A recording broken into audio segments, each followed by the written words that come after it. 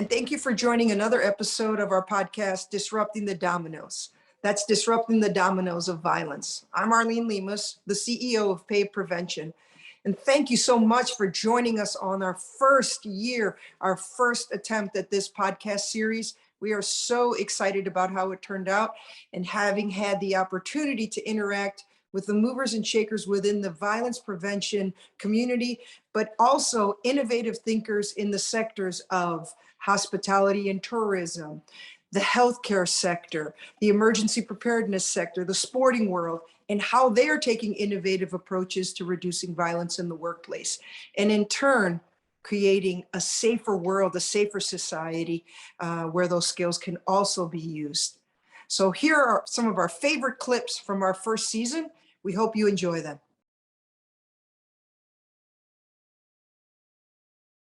The first question I'd like to ask you is, do you see a benefit of human safety skills being pulled into employee workplace or workplace training?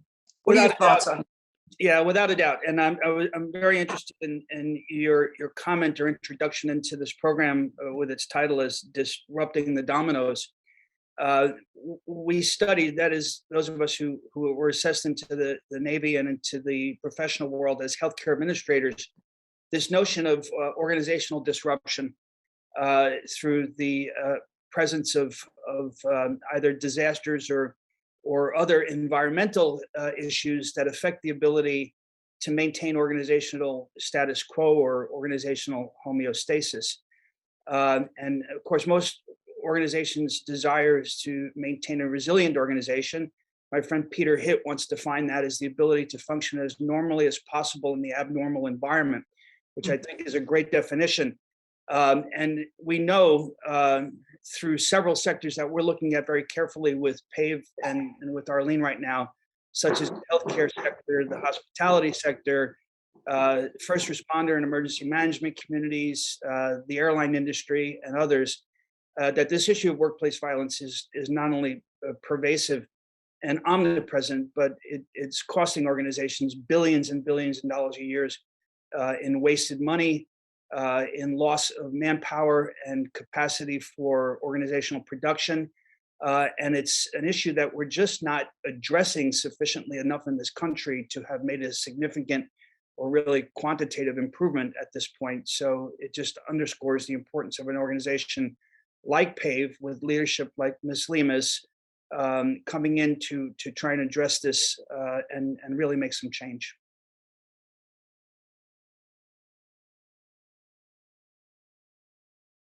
I mean, I think one of the things that stuck out to me is one of our first conversations that we had, and I was trying to share with you what my vision for PAVE was and things we were going to address. And one of the phrases I used were microaggressions, and you kind of stopped me right in the middle of what I was talking about, and you said, Arlene, I would even say that these aren't even microaggressions; these are micro disasters, because for the person going through them, it's a disaster.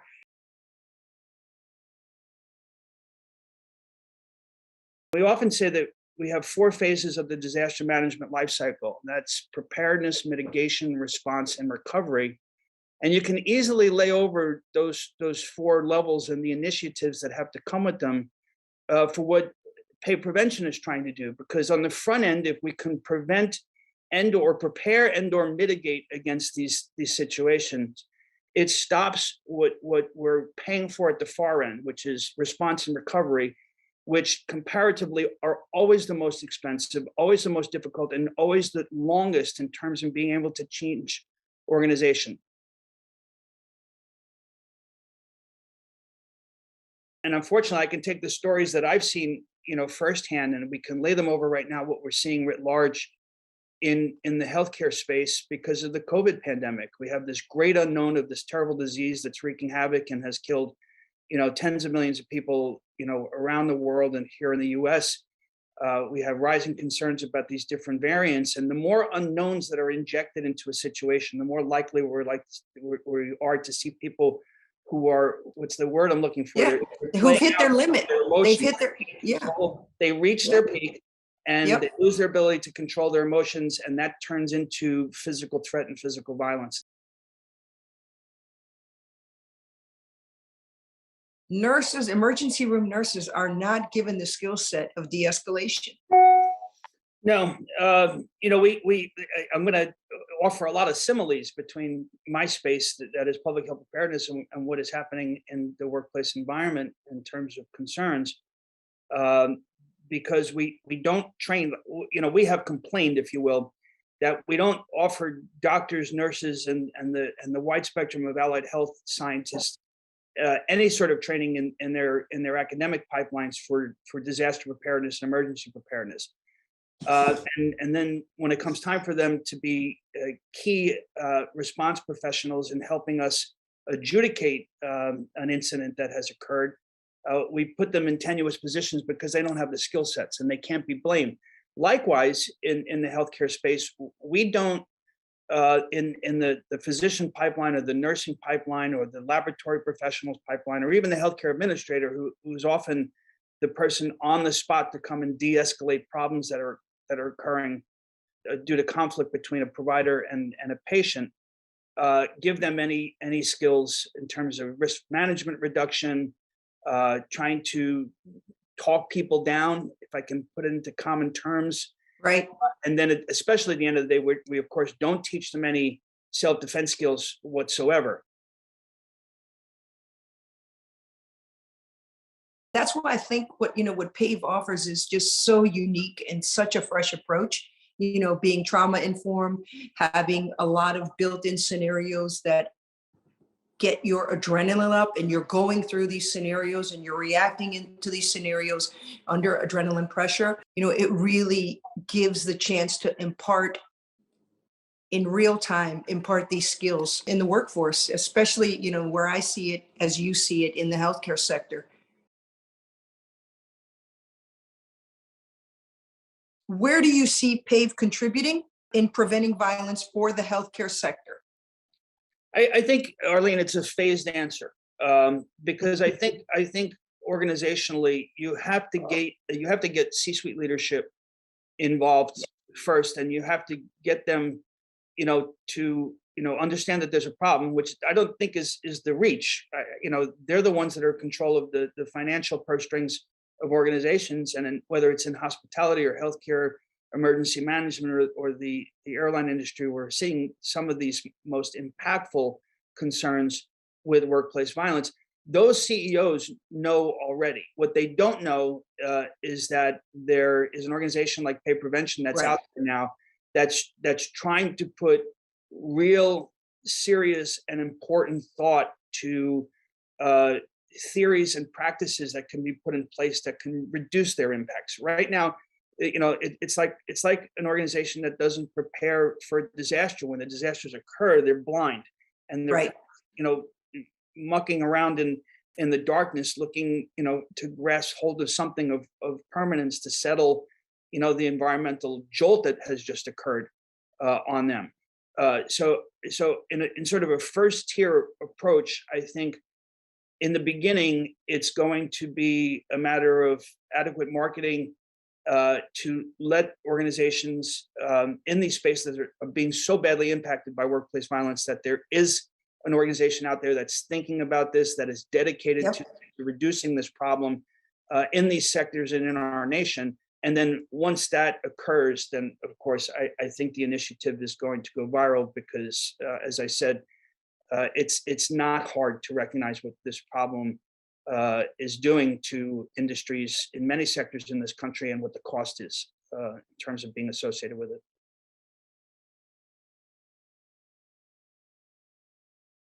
Almost every day on the news, we were hearing something. We didn't even have to research the hospitality sector, because almost every day on the news, we were either hearing about something happening in the back of the house, whether there be an inappropriate power dynamic within a restaurant or a hotel, or it was, that poor 17-year-old that just took a summer job and was working seating in the front of the restaurant and had been assaulted because they asked someone to wear a mask.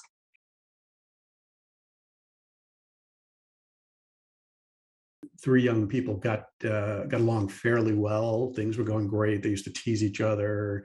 We'd watch, the end of the night, we'd watch baseball games together or basketball games or whatever time of the year it was. And one day it just got out of hand. The teasing went too far, and the young woman picked up a knife and threw it at Swain, and it stuck him in the shoulder. And that was an eye opener for us, because at the time I'll call it 25, 26 years old, but a real newbie in the industry, really didn't know what we were doing. We just knew that we cared, and we knew how to run a pizza restaurant. And our goals were lofty and ambitious, and still are. But it was an eye opener for me, where it just clicked at that moment for me. And I'll speak for my brothers as well. We all felt, okay, first and foremost, the young gentleman was okay. We took him to the hospital. He was fine. Everything went on. And we stopped working with that program because we realized we had to get better at what we were doing. And it started me on the lifelong journey of wanting to ensure that the workplace was safe. Right. And first and foremost, so we wanted people to come to our restaurant, and this continued on my whole career through Gramercy Tavern, through this day and age, where I wanted people to look at work as the safe haven. So if you're having a tough day at home, or you're having difficulty paying the bills, or whatever the case may be, when you come to the office, we wanted you to be enveloped in warmth and hospitality and friendship. And by doing so, we felt that carried over to our guests and the people who are clients of our businesses as well. So it's been truly a lifelong journey. And there's been numerous stories along the way that articulate what PAVE's, what the goals of PAVE are, from a hospitality standpoint. So I could go on and on, but that's where my first incident was, right?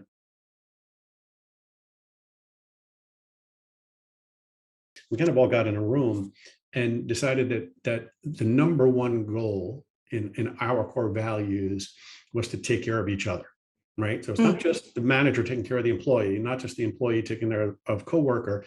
It was a very holistic, everyone has to take care of everyone else, non-negotiable.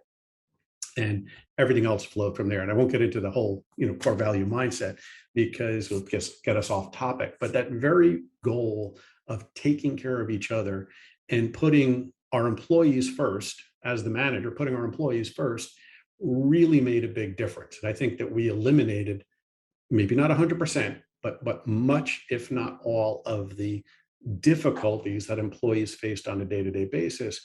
And most importantly, when things or situations did occur, because they did and they do, and they always will, we were able to mitigate against those by virtue of going back to our core values and saying to the offending person, hey, you broke the law. You broke the cardinal sin of working at the Union Square Hospitality Group. And so we have to do something about that. And we would coach them and counsel them and take it from there.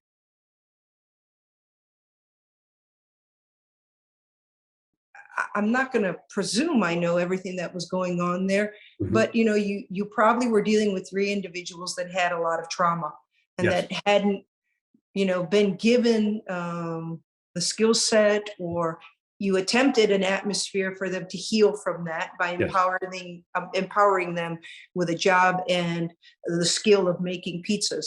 But I think that's what's one of the strengths of the programming that PAVE offers, is that it is trauma informed. And although, yes, we're trying to prevent violence from happening, there is a component that allows people to heal from violent events that have happened to them and create that culture that you're speaking of, but in the realm of creating trust with one another, creating better communication lines with one another.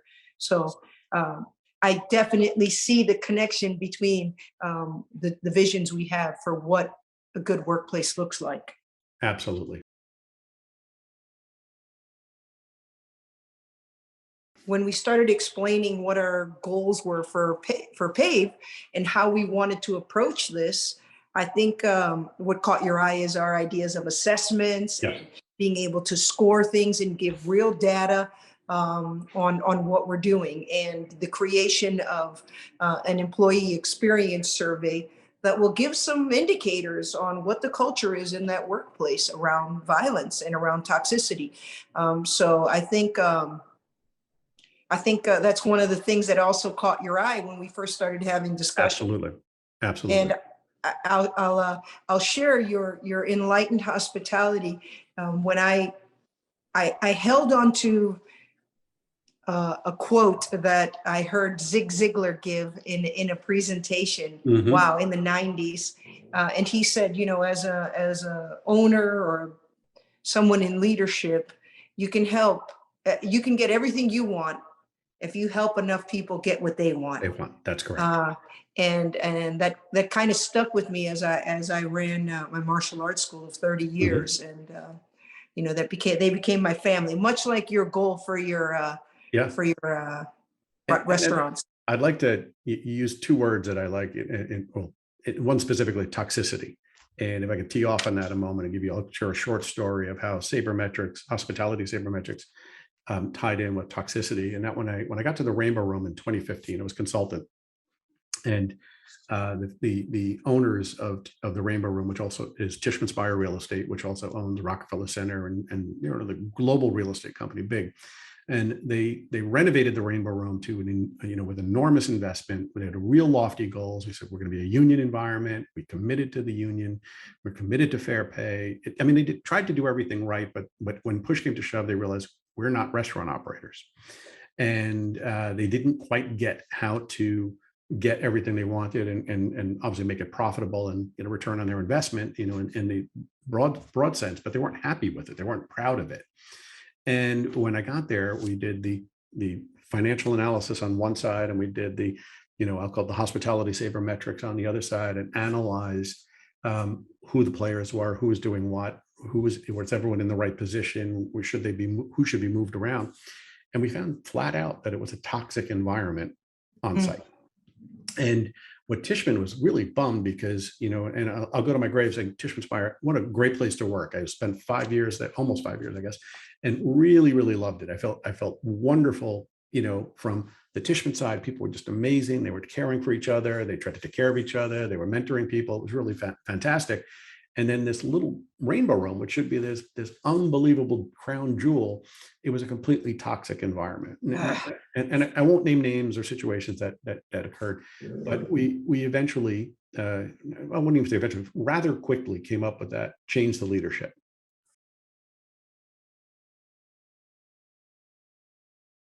People didn't feel safe to say, gosh, you know, you're treating me really poorly. I don't like this, because they didn't feel comfortable going to their supervisor on any level to say that.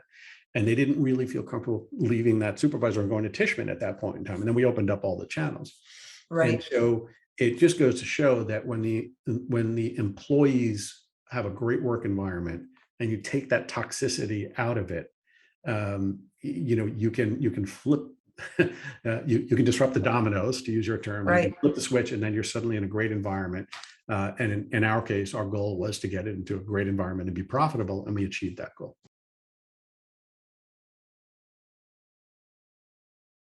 I think, you know, you get it, Nick. You get it that it's not just, okay, let's just check the box with this, you know, violence prevention training, and let's just have them watch this module on sexual harassment. Mhm.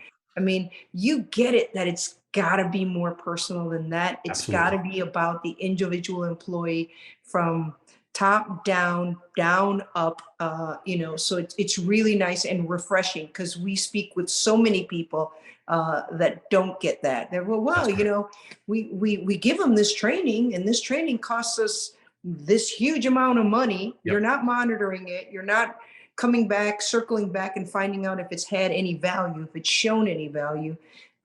So it's very cool that you see it, and this is one of the connections that I feel very strongly about with Yep. us, that you get it and you see that. I think the So check the you, box mentality is yeah, something we have to eliminate. yeah. You can't be checking the box on this. You have to be putting your heart and soul into it. There's other things you can check the box on when you manage your inventory, when you manage your, you know, your Mm. P&L statement, things like that. You check, I did this, I did this, I did this. But when it comes to the human factor, you've got to go way beyond checking the box.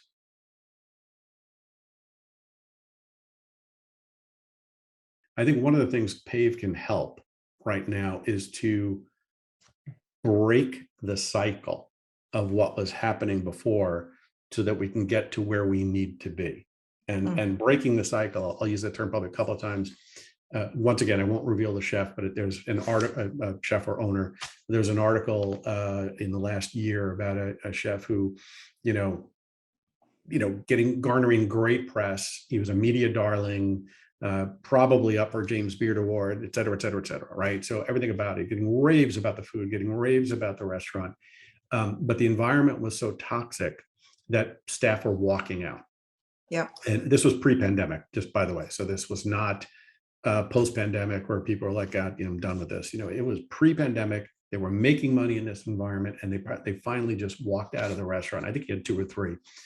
And what came out from this person was, I would call a half-witted and half-hearted apology.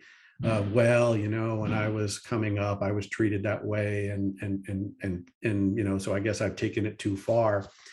And I call BS on that.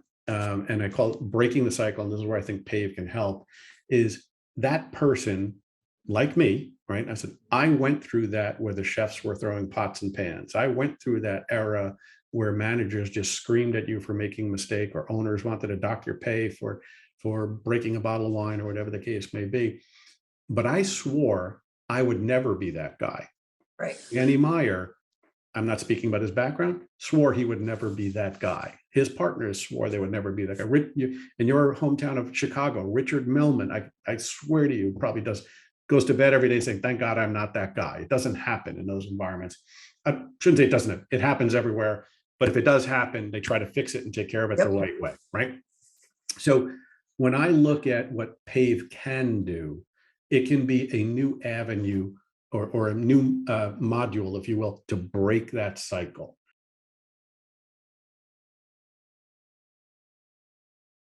When I started writing poetry, I would never sit down and predetermine a topic. I would just write about whatever resonated with me. So if it was something as minuscule as the irritating lady inside of the self-checkout machine at Walmart, the one that says, please put your item in the baggage. If it was something as minuscule as that, I would write about it if it resonated. So after about a year of looking back over my catalog, it was a lot of abuse reduction type topics. So someone introduced me to a way that I could use that body of work in order to address that topic in a more formal capacity, like education, training, things of that nature. So in a medium-sized nutshell, that's how it happened. It started from childhood and then catapulted into me using an art form to address my disdain for abuse.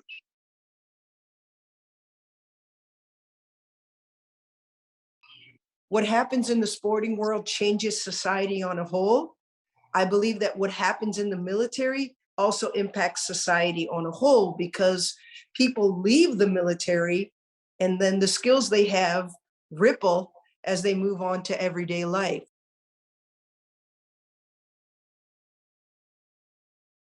Okay, well, sure. And on the surface level, just the acronym itself, it stands for Sexual Assault and Harassment Response Prevention.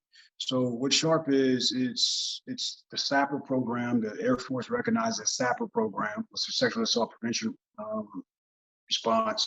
And then you have SHARP in the Army. So different components of the military have different names, but we all have a common goal. So what it is, it's just it's a program to bring awareness to what abuse looks like, to implement the preventive measures so that we don't have to deal with abuse, and any events that abuse recurs, how do we respond to it?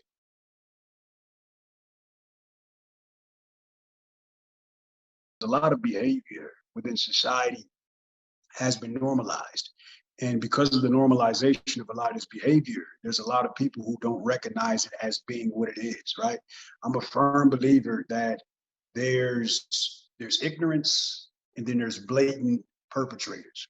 If I'm a person and I know what right or wrong is, but I still want to act in a way that satisfies my desires, even though that way is abusive, right? I'm a perpetrator.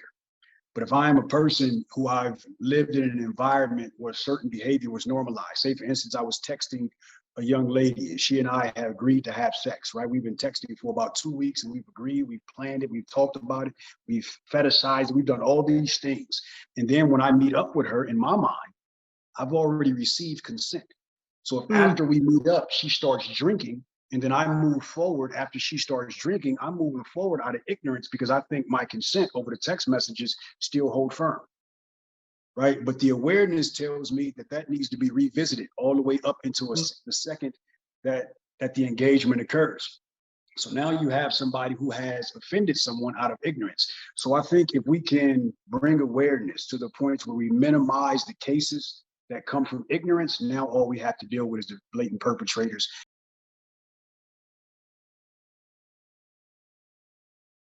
Let me ask you another question. I know that I have read things and heard you in speaking engagements where you say things like, you use the term a perp toolbox. Mm-hmm.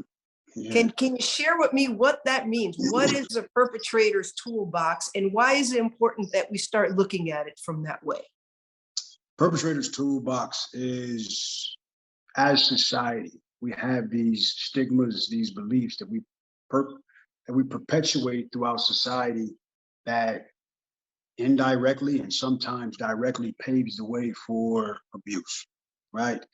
So if I'm a perpetrator and I hear, there was a documentary I was watching about a young lady who was in college who was sexually assaulted during the time that she was inebriated. She drank herself. She drank and she drank and she drank until she was incoherent. So people noticed that she was incoherent and they took advantage of her and they assaulted her. So during the documentary, the interviewer interviewed two of her friends who were women as well. They asked her friends, how do you feel about what happened to your friend? And her two female friends responded, well, she should have been more responsible for her actions. She got herself drunk beyond the point of control, right? If I'm a perpetrator, I'm gonna take that and I'm gonna put it in my toolbox.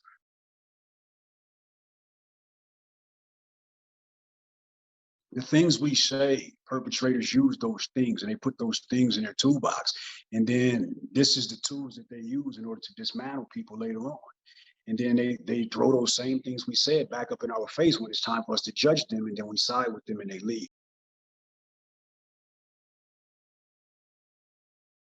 Violence impacts us every day.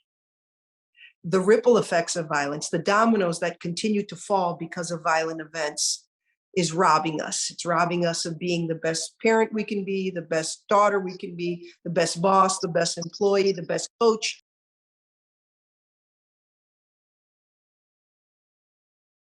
I think it's very important that we look at we don't look at it the same way we look at training of skills. If we do, it'll end up being just a check the block. A big part of this is reapplying lost definitions, right? There's a lot of instances where, like jaywalking, when I was a kid, there was a term called jaywalking, which means it was illegal to walk across the street outside of the crosswalk, or if you're not at the light, right?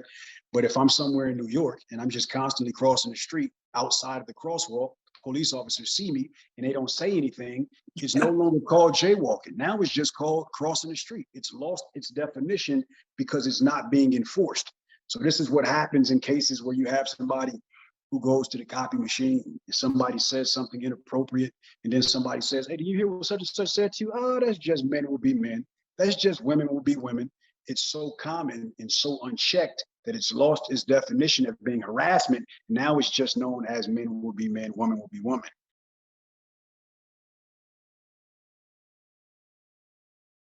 "350 physicians had gone through an online training module for de-escalation. And they went through these physicians went through this online module of training, which I will say is check the box training. It's not meaningful training. It's just to check a box, much like you're discussing. And they went back in 6 months and interviewed the physicians that took this training. 75% of them didn't even remember taking the module.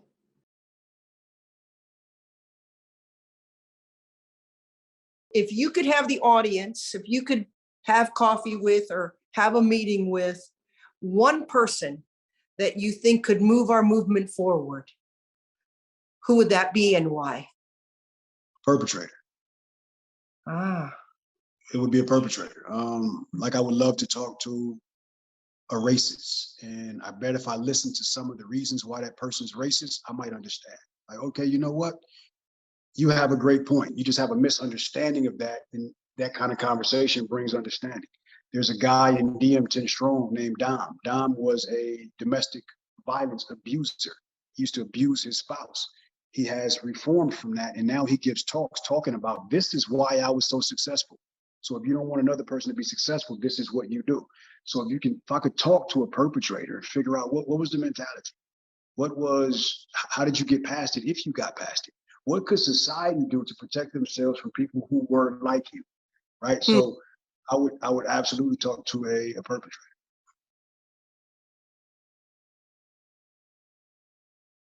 and we have a really exceptional guest today.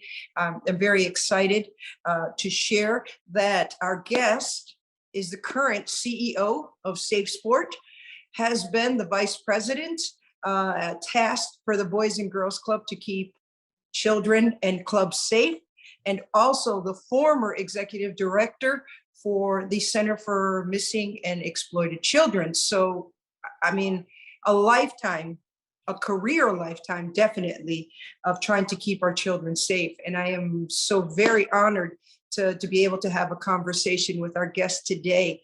Jerice Colon, welcome. Welcome to our podcast today.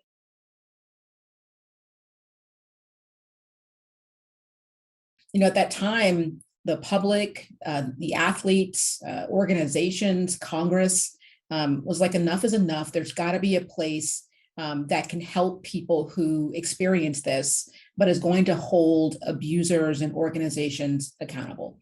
And so the Center for Safe Sport was born. When we opened in 2017, we had a simple mission, and still do, right? To make sure that athletes are safe, supported, and strengthened throughout their experience in sport, whether that is a 5-year-old who is just entering hockey, or a 12-year-old who is on a traveling soccer team, or for that matter, a 40-year-old who is on a bowling league, right? So it's really making sure that all athletes, as they go through their sports journey, wherever they are in it, can feel that they're safe and that their organizations are protecting them and have their best interest in heart. The training facility, that's the athlete's workplace. So I'm tying this into what PAVE does, which is, trying to create safer workplaces. Do you see the Center for Safe Sport and the things it's trying to do contributing to that social change, just like sports has done in the past?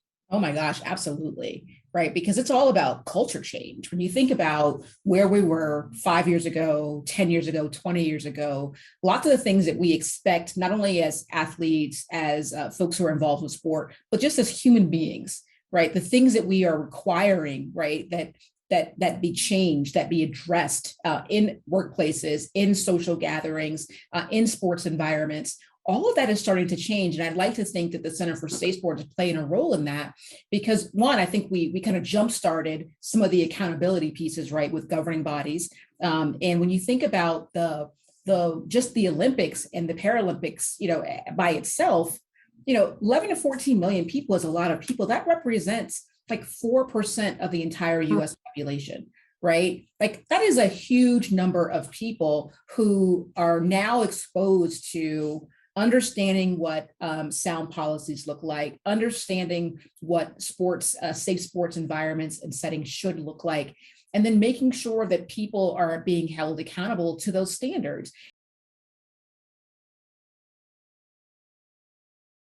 And, a big part of that, I think Safe Sport's a part of that, but an even greater part of that are the athletes that have just stood up and said, not anymore, enough is enough. And so we're not just looking at, oh, it's not enough, it's not okay in sport, it's just not okay. And, I think back to the games in Tokyo when Simone Biles was like, nope, I don't care what you guys say, I'm taking care of me first, right? And there was just a stream of athletes who were like, you know what, she's right. We're taking a break. We're taking a mental break. We're taking a stock of where we are, and we're taking care of ourselves first. Even though, yes, we are here representing our country, we're at the top of our game, we also need to take care of ourselves and make sure that our workplaces, right, are healthy for us. So I see that just really impacting all facets of life. And it's really, really exciting.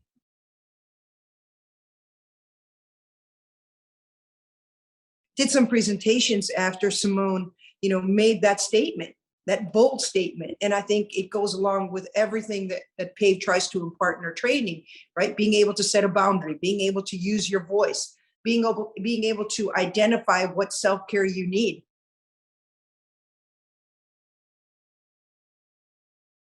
In 2020, the Empowering Olympic and Amateur Athletes Act was passed. This was a game changer for us as an organization, not only because it codified a lot of the things we were doing specifically around policies and auditing of national governing bodies, being able to report interference to Congress, but it also solidified funding.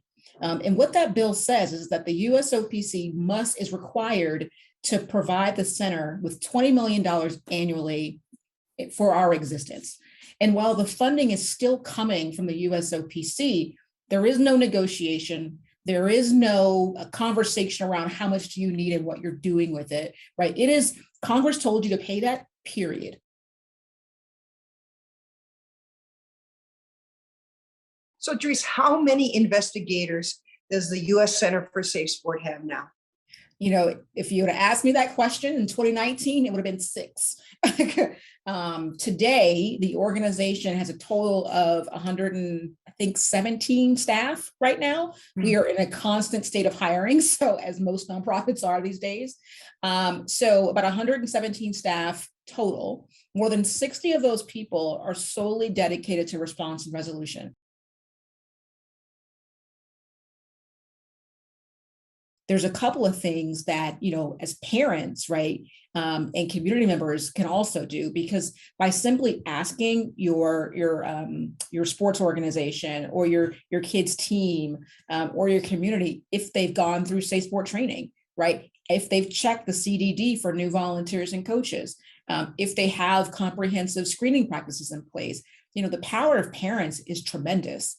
And I think if as parents we can start to put some pressure on the organizations that we're paying, right, to keep our kids safe, then, they will have, that much more responsibility and just incentive, right, to start doing some of these things. And we've started seeing it already where parents are like, look, you guys need to do this. Either it's training or if it's background checks, whatever it might be. But, to date, the center has relationships with 900 plus organizations that are outside of the Olympic movement, because those organizations said, this is really valuable. And we want our coaches, we want our parents, we want our athletes to understand what safe sport is. We want them to understand how to report abuse. We want to understand how to prevent it. And this is the tool for us to do that. Anything you'd like to share about what the U.S. Center for Safe Sport is doing? Well, a couple of things. One, we just released our impact report, which is a retrospective over the last 5 years. So I encourage everyone to take a look at that to kind of see, where we started and then where we're headed. I mentioned a few moments ago around how we're seeing more cases around emotional and physical abuse misconduct. And we don't know a whole lot about this in sport because it's just gone largely underreported or unreported, and it's scattered across the country. So a lot of the work that we're doing right now is, one, to help understand what the true landscape looks like with emotional abuse within sport, but also to begin to help organizations, particularly NGBs, to be able to manage those things, whether they're through investigation or for the training, but also developing content specifically for that, because we do think that that is where we're going to see a sizable number of our reports going to be connected to. And so, we didn't have the opportunity as an organization to get ahead of sexual abuse in sport, right? We came in after the fact. We've got an opportunity now to get ahead of some of this as we're starting to learn and understand what the behavior looks like. So that is really, really exciting for us.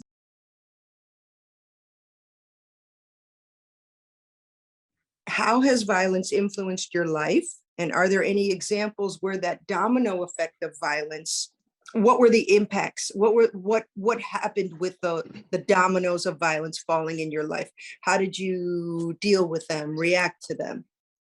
Yeah, so Arlene and I are good friends, so she knows the story. But I was a world-class athlete starting at age 14. I was #1 in the world for women, and then made the 1980 Olympic team. We boycotted those Olympics. And then when I was 19, so then I went to college at 18 years old after not going to the Olympics, and went to Duke University. And so I was on full scholarship. And thank you for all the Title IX advocates that came before me, because I did get that full scholarship and was really proud of that. Really, I still am. So my sophomore year in college, I was out running in between. Duke has 2 campuses, East and West, and a great big guy came, grabbed me, swung me around, pulled me into the woods. We fought like hard, you can imagine, right? As hard as 2 people can fight. And I did not have these skills, but I lost that fight. And so he pulls me deeper into the woods and he raped me for about 2.5 hours. So I had a lot of time with him to kind of go back and forth. And I have to tell you, the hard part about the whole experience was not that the moment of being raped. Absolutely, don't get me wrong, it was hard. What was really hard, I think everybody's a little different, was recovering from PTSD.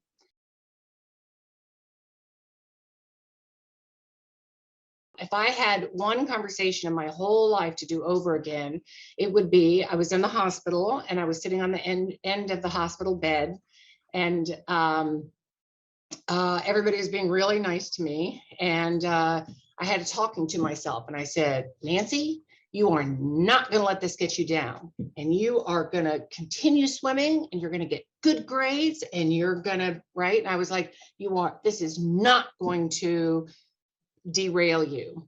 And if I could take one thing back, it would be that, because that really is a head trip on yourself. One of the reasons why Arlene was saying how important it is to me to make sure that sport is really safe, and that we do what we can to get molesters out of sport, is because sport was such a healing place for me, profoundly healing, and we cannot be a place of danger. I say all the time, sport and martial arts has saved my life numerous times. And it's not because of a physical altercation, just because it's been a way to reclaim my body, to reclaim the power in my body. And I think that's what sport gives us. So we both agree in 100% that needs to be a safe place for people if they're looking for that. But I do believe that having the opportunity to reclaim your power is really important when people are healing from violent events or traumatic events. I think when people are going through even something like a microaggression, just knowing that I can regain some of the strength in me that I couldn't get out of that situation, and I'm not quite comfortable protecting myself there. If I can start regaining some of my own power, then I'll be ready for that the next time and the next time and the next time.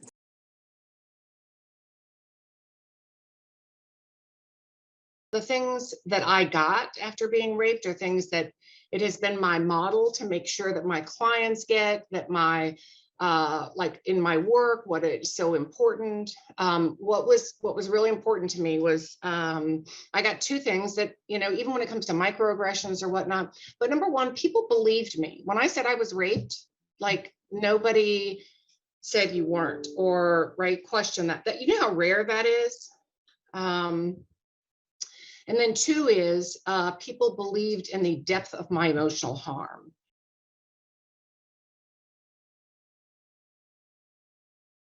So some of the programming that Pay Prevention is offering, our training includes tools to prevent. So a skill set that helps you prevent a violent event from happening. Again, full spectrum of violent events. To react in real time. So something physically happens or something, you're de-escalating a situation in real time. Yeah. But also that part that I think really is important, what you're talking about, is healing, finding a way to heal from a violent event. And that's where I think we fall out of the category of let's just check a box and give our employees this type of training. We fall way out of that box of being able to do that, because it's that full spectrum of approach to help the employee be better, be stronger, to heal. It's funny, when I started doing research, when I first came on with PAVE, I started doing research on where violence in the workplace was the most prevalent. And Yeah. it was one of the main sectors is the healthcare sector. Huh. And all my research, it just started coming up time after time where a nurse or an emergency room tech would just say, well, it's just part of the job. It's almost on a daily basis. It's almost that I'm dealing with this, it's just part of the job. And I think I started thinking back on what my experience was as an athlete and as a coach, a female athlete and a female coach, is it just kind of came with, well, it's just part of the job that this coach is going to hit on you. It's just part of the job that your fellow coach is going to say something inappropriate or do something inappropriate. And I think if we can, like you're asking for, to shift that norm, that it's not okay. It's not part of the job. It doesn't come with the territory. I think that would be important.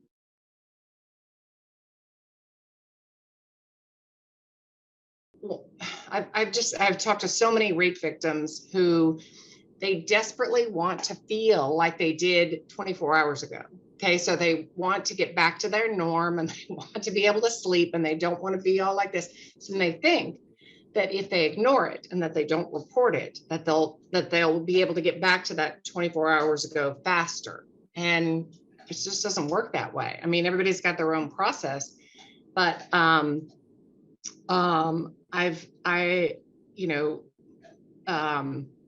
want to be careful how I word this. If people have regrets, it's usually on the side of not reporting.